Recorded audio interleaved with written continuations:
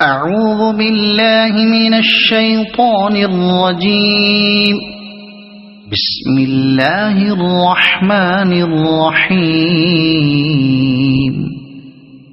أَلَمْ تَرَ كَيْفَ فَعَلَ رَبُّكَ بِأَصْحَابِ الْفِيلِ تم نے دیکھا نہیں کہ تمہارے رب نے ہاتھی والوں کے ساتھ کیا کیا؟ تم نے دیکھا نہیں؟ خطاب بظاہر نبی صلی اللہ علیہ وسلم سے ہے، مگر اصل مخاطب نہ صرف قریش بلکہ عرب کے عام لوگ ہیں جو اس سارے قصے سے خوب واقف تھے۔ قرآن مجید میں بکثرت مقامات پر علم ترا یعنی کیا تم نے نہیں دیکھا کہ الفاظ استعمال ہوئے ہیں، اور ان سے مقصود نبی صلی اللہ علیہ وسلم کو نہیں بلکہ عام لوگوں کو مخاطب کرنا ہے۔ مثال کے طور پر آیات ذیل ملاحظہ ہوں، سورہ ابراہیم آیت 19، سورہ الحج آیت 18 اور 65، سورہ النور آیت 43، سورہ لقمان 29 اور 31، سورہ فاطر آیت 27، سورہ زمر آیت 21۔ پھر دیکھنے کا لفظ اس مقام پر اس لیے استعمال کیا گیا ہے کہ مکے اور اطراف مکہ اور عرب کے ایک وسیع علاقے میں مکے سے یمن تک ایسے بہت سے لوگ اس وقت زندہ موجود تھے جنہوں نے اپنی آنکھوں سے اصحاب الفیل کی تباہی کا واقعہ دیکھا تھا، کیونکہ اس واقعے کو گزرے ہوئے 40-45 سال سے زیادہ زمانہ نہیں ہوا تھا، اور سارا عرب ہی اس کی ایسی متواتر خبریں دیکھنے والوں سے سن چکا تھا کہ یہ واقعہ لوگوں کے لیے آنکھوں دیکھے واقعے کی طرح یقینی تھا۔ کیا کیا؟ یہاں اللہ تعالیٰ نے کوئی تفصیل اس امر کی بیان نہیں کی کہ یہ ہاتھی والے کون تھے، کہاں سے آئے تھے اور کس غرض کے لیے آئے تھے، کیونکہ یہ باتیں سب کو معلوم تھیں۔ أَلَمْ يَجْعَلْ كَيْدَهُمْ فِي تَضْلِيلٍ وَأَرْسَلَ عَلَيْهِمْ طَيْرًا أَبَابِيلَ تَرْمِيهِمْ بِحِجَارَةٍ مِّن سِجِّيلٍ فَجَعَلَهُمْ كَعَصْفٍ مَّأْكُولٍ کیا اس نے ان کی تدبیر کو اکارت نہیں کر دیا اور ان پر پرندوں کے جھنڈ بھیج دیے جو ان پر پکی ہوئی مٹی کے پتھر پھینک رہے تھے، پھر ان کا یہ حال کر دیا جیسے جانوروں کا کھایا ہوا بھوسا۔ ان کی تدبیر اصل میں لفظ قید استعمال کیا گیا ہے جو کسی شخص کو نقصان پہنچانے کے لیے خفیہ تدبیر کے معنی میں بولا جاتا ہے۔ سوال یہ ہے کہ یہاں خفیہ کیا چیز تھی؟ 60,000 کا لشکر کئی ہاتھی لیے ہوئے علانیہ یمن سے مکے آیا تھا، اور اس نے یہ بات چھپا کر نہیں رکھی تھی کہ وہ کعبے کو ڈھانے آیا ہے،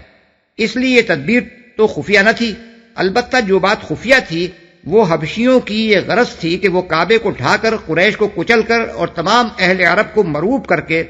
تجارت کا وہ راستہ عربوں سے چھین لینا چاہتے تھے جو جنوب عرب سے شام و مصر کی طرف جاتا تھا۔ اس غرض کو انہوں نے چھپا رکھا تھا اور ظاہر یہ کیا تھا کہ ان کے کلیسا کی جو بے حرمتی عربوں نے کی ہے اس کا بدلہ وہ ان کا معبد ڈھا کر لینا چاہتے ہیں۔ اکارت نہیں کر دیا، اصل الفاظ ہیں فی تضلیل، یعنی ان کی تدبیر کو اس نے گمراہی میں ڈال دیا، لیکن محاورے میں کسی تدبیر کو گمراہ کرنے کا مطلب اسے ضائع کر دینا اور اسے اپنا مقصد حاصل کرنے میں ناکام کر دینا ہے۔ جیسے ہم اردو زبان میں کہتے ہیں کہ فلاں شخص کا کوئی داؤں نہ چل سکا یا اس کا کوئی تیر نشانے پر نہ بیٹھا۔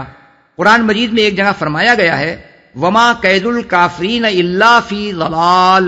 یعنی مگر کافروں کی چال اکارت ہی گئی، سورہ المومن آیت نمبر 25۔ اور دوسری جگہ ارشاد ہوا وَأَنَّ اللَّهَ لَا يَهْدِي قَيْدَ الْخَائِنِينَ، یعنی اور یہ کہ اللہ خائنوں کی چال کو کامیابی کی راہ پر نہیں لگاتا، سورہ یوسف آیت نمبر 52۔ اہل عرب امراء القیس کو الملک الذلیل یعنی ضائع کرنے والا بادشاہ کہتے تھے، کیونکہ اس نے اپنے باپ سے پائی ہوئی بادشاہی کو کھو دیا تھا۔ جھنڈ کے جھنڈ بھیج دیے، اصل میں طیرن ابابیل کے الفاظ استعمال ہوئے ہیں۔ اردو زبان میں چونکہ ابابیل ایک خاص قسم کے پرندے کو کہتے ہیں، اس لیے ہمارے ہاں لوگ عام طور پر یہ سمجھتے ہیں کہ ابرہا کی فوج پر ابابیلیں بھیجی گئی تھیں، لیکن عربی زبان میں ابابیل کے معنی ہیں بہت سے متفرق گروہ جو پے در پے مختلف سمتوں سے آئیں، خواہ وہ آدمیوں کے ہوں یا جانوروں کے۔ اکرمہ اور قتادہ کہتے ہیں کہ یہ جھنڈ کے جھنڈ پرندے بحر احمر کی طرف سے آئے تھے۔ سعید بن جبیر اور اکرمہ کہتے ہیں کہ اس طرح کے پرندے نہ پہلے کبھی دیکھے گئے تھے نہ بعد میں دیکھے گئے، یہ نہ نجد کے پرندے تھے نہ حجاز کے، اور نہ تہامہ یعنی حجاز اور بحر احمر کے درمیانی ساحلی علاقے کے۔ ابن عباس رضی اللہ عنہ کہتے ہیں کہ ان کی چونچیں پرندوں جیسی تھیں اور پنجے کتے جیسے۔ اکرمہ کا بیان ہے کہ ان کے سر شکاری پرندوں کے سروں جیسے تھے، اور تقریباً سب راویوں کا متفقہ بیان ہے کہ ہر پرندے کی چونچ میں ایک ایک کنکر تھا اور پنجوں میں دو دو کنکر۔ مکے کے بعض لوگوں کے پاس یہ کنکر ایک مدت تک محفوظ رہے، چنانچہ ابو نعیم نے نوفل بن ابی معاویہ کا بیان نقل کیا ہے کہ میں نے وہ کنکر دیکھے ہیں جو اصحاب الفیل پر پھینکے گئے تھے، وہ مٹر کے چھوٹے دانے کے برابر سیاہی مائل سرخ تھے۔ ابن عباس کی روایت ابو نعیم نے یہ نقل کی ہے کہ وہ چلغوزے کے برابر تھے، اور ابن مردویہ کی روایت میں ہے کہ بکری کی مینگنی کے برابر۔ ظاہر ہے کہ یہ سارے سنگریزے ایک ہی جیسے نہ ہوں گے، ان میں کچھ نہ کچھ فرق ضرور ہوگا۔ پتھر پھینک رہے تھے۔ اصل الفاظ ہیں بحجارۃ من سجیل، یعنی سجیل کی قسم کے پتھر۔ ابن عباس رضی اللہ عنہ فرماتے ہیں کہ یہ لفظ دراصل فارسی کے الفاظ سنگ اور گل کا معرب ہے، اور اس سے مراد وہ پتھر ہے جو مٹی کے گارے سے بنا ہو اور پک کر سخت ہو گیا ہو۔ قرآن مجید سے بھی اس کی تصدیق ہوتی ہے۔ سورہ ہود آیت 82 اور سورہ ہجر آیت 74 میں کہا گیا ہے کہ قوم لوط پر سجیل کی قسم کے پتھر برسائے گئے تھے، اور انہی پتھروں کے متعلق سورہ زاریات آیت 33 میں فرمایا گیا ہے کہ وہ حجارۃ من طین، یعنی مٹی کے گارے سے بنے ہوئے پتھر تھے۔ مولانا حمید الدین فراہی مرحوم و مغفور، جنہوں نے عہد حاضر میں قرآن مجید کے معنی و مطالب کی تحقیق پر بڑا قیمتی کام کیا ہے، اس آیت میں ترمیہم کا فاعل اہل مکہ اور دوسرے اہل عرب کو قرار دیتے ہیں جو علم ترا کے مخاطب ہیں،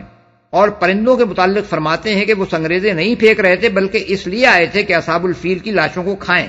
اس تعویل کے لیے جو دلائل انہوں نے دیے ہیں ان کا خلاصہ یہ ہے کہ عبد المطلب کا ابرہہ کے پاس جا کر کعبے کے بجائے اپنے اونٹوں کا مطالبہ کرنا کسی طرح باور کرنے کے قابل بات نہیں ہے، اور یہ بات بھی سمجھ میں آنے والی نہیں ہے کہ قریش کے لوگوں اور دوسرے عربوں نے جو حج کے لیے آئے ہوئے تھے حملہ آور فوج کا کوئی مقابلہ نہ کیا ہو اور کعبے کو اس کے رحم و کرم پر چھوڑ کر وہ پہاڑوں میں جا چھپے ہوں۔ اس لیے صورت واقعہ دراصل یہ ہے کہ عربوں نے ابرہہ کے لشکر کو پتھر مارے، اور اللہ تعالیٰ نے پتھراؤ کرنے والی طوفانی ہوا بھیج کر اس لشکر کا بھرکس نکال دیا۔ پھر پرندے ان لوگوں کی لاشیں کھانے کے لیے بھیجے گئے۔ لیکن جیسا کہ ہم دیباچے میں بیان کر چکے ہیں، روایت صرف یہی نہیں ہے کہ عبد المطلب اپنے اونٹوں کا مطالبہ کرنے گئے تھے، بلکہ یہ بھی ہے کہ انہوں نے اونٹوں کا کوئی مطالبہ نہیں کیا تھا اور ابرہہ کو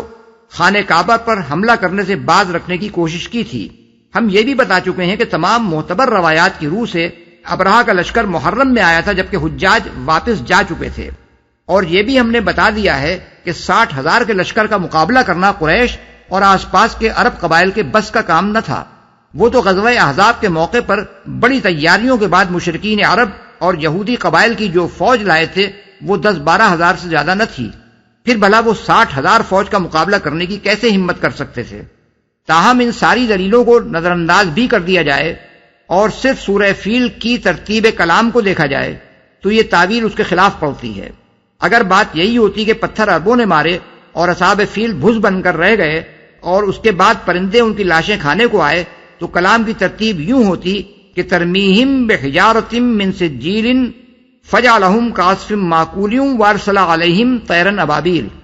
یعنی تم ان کو پکی ہوئی مٹی کے پتھر مار رہے تھے، پھر اللہ نے ان کو کھائے ہوئے بھس جیسا کر دیا اور اللہ نے ان پر جھنڈ کے جھنڈ پرندے بھیج دیے۔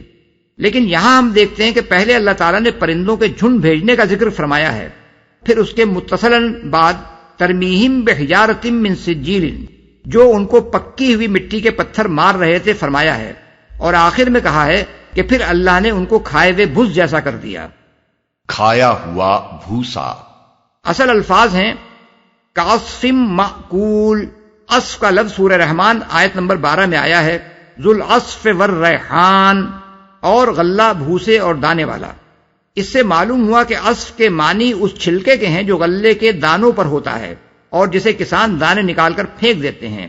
پھر جانور اسے کھاتے بھی ہیں اور کچھ ان کے چبانے کے دوران میں گرتا بھی جاتا ہے اور کچھ ان کے پاؤں تلے روندا بھی جاتا ہے۔